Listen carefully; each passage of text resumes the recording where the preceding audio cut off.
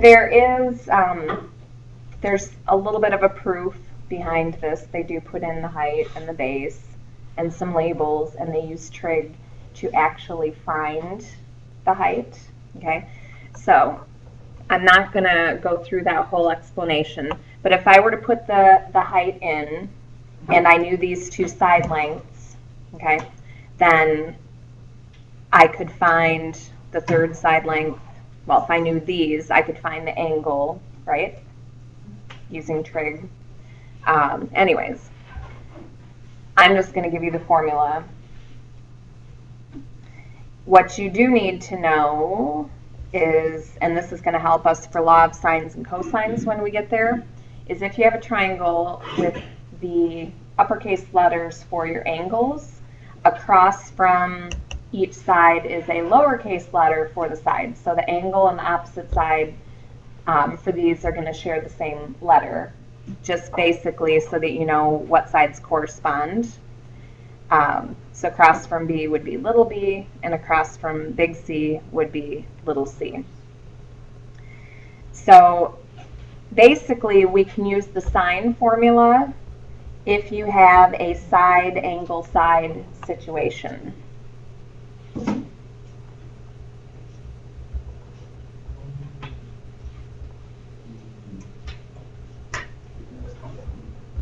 So if you have a side angle side situation, then use the sine formula for the area of your triangle. So the formula says that the area is 1/2 times the two sides that you are working with times the sine of the angle in between. Yes? Mm-hmm.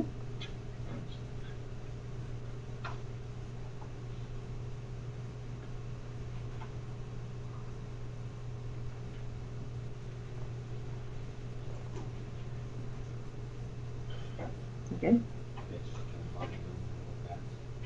Okay, I won't steal it away from you. It's going to be up there. Okay, so again, basically, and it really, the part that matters is that the angle that you have is between the two sides that you have. So really that's what you're looking for. Okay, so if we have B, C, and A, then we can find the area of this triangle without a perpendicular height, right? So what this looks like is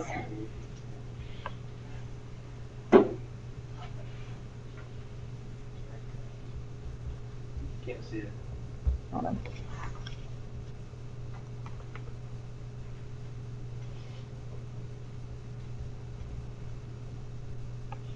Okay, and this is actually one of their real life examples in the book. The surveyed lengths of two adjacent sides of a triangular plot would be 412 and 386. The angle in between is 71 degrees. You could find the area of that plot. Okay, so using the formula, area is 1/2 times the product of the two sides times the sine of the angle. Okay, and if you have a calculator that displays everything, you could do 0.5 times 412 times 386 times the sine of 71. Okay, and you should get the correct answer from that. Yes? Could you do like 412 times 386 times 71 divided by 2? Yes. Yeah. I would enter before you divide by 2, otherwise it might divide 71 by 2. And you don't want the sine of half of 71. So just, enter first before dividing by 2. Now, for those of you that don't have the full display, you're going to have to go backwards through this. You're going to have to do 71, take the sine, times 386 times 412, then either divide by 2 or times 0.5. Okay, so go ahead and put that in. Tell me what you get. Make those feet.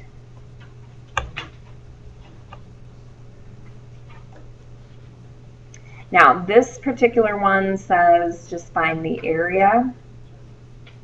14626. be bigger than that since our square feet, yes. Oh, that's what I got, but I Okay. divided by 2.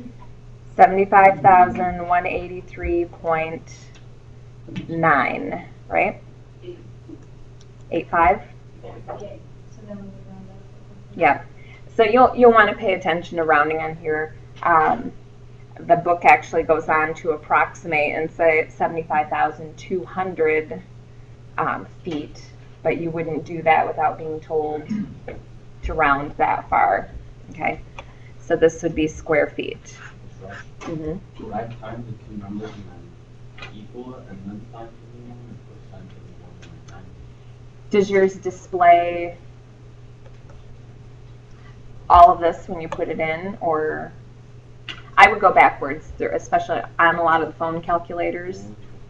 I would do 71, take the sign, then times 36 times 412, and either you could do times 0.5 or hit enter and divide by 2. 75624.061. That's still a little big. Mm-hmm. Okay, so do set. Maybe you have to show Yeah. So yours doesn't display, right? Our shows them every year. Okay, so do enter in between.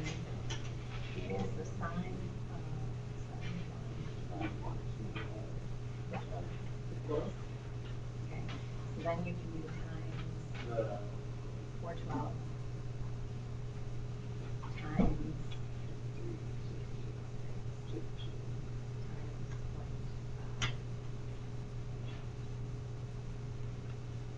That's strange. Hold on. Maybe let's see what.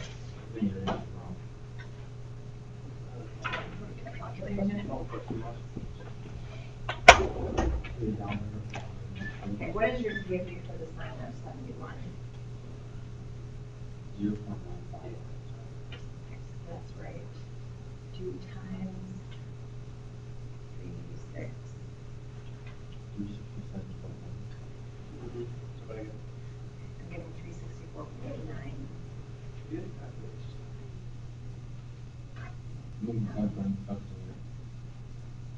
Okay, graphing calculators. Cell phones. Now that the TI-82 is a very reliable calculator. Try do 386 times. Are you? Where'd you go? Alright.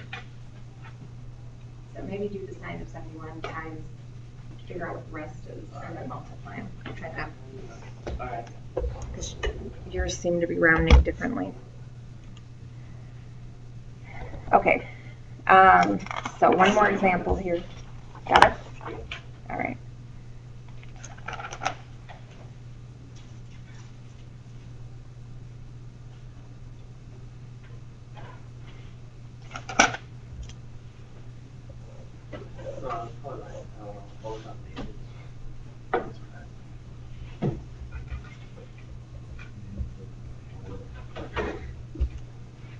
Okay, so go ahead and try that one a second on your own.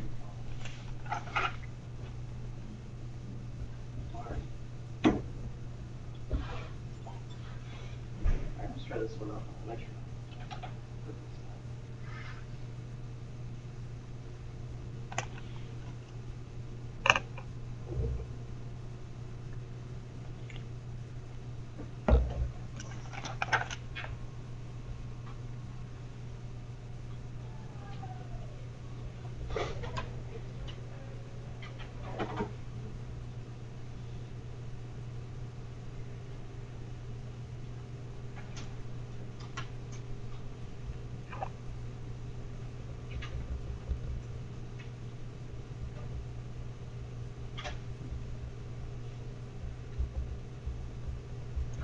So that should be your setup. 300. Does it matter if you switch the 2 numbers up? If you put 300 and then 200? No. Nope. You're just taking the product anyways. So since multiplication is commutative, Yes, I didn't know, is it always gonna be sine? yes, yep. And this formula you can see is not difficult. I mean, it's just plug and chug. You have to have a side angle side situation to even use it. It's remembering that this is an option that's harder than anything else. So if you see that, you know, if you have a diagram or if you draw it out and you go, oh, side angle side, and you're trying to find the area, then you have this formula at your disposal. So you've just got to remember that it's there, you know, for the most part. And then your calculators can do the rest for you. So what are you getting for an area? 24,804. That's fine. It's 27,189. Okay. Okay, yep, 2729, or what was it? Let's see. 27,189. Yeah. 27189, okay.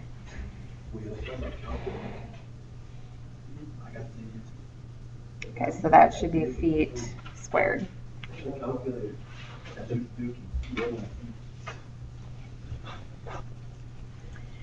Okay, so 11 through 18, well, 11 through 17, you're just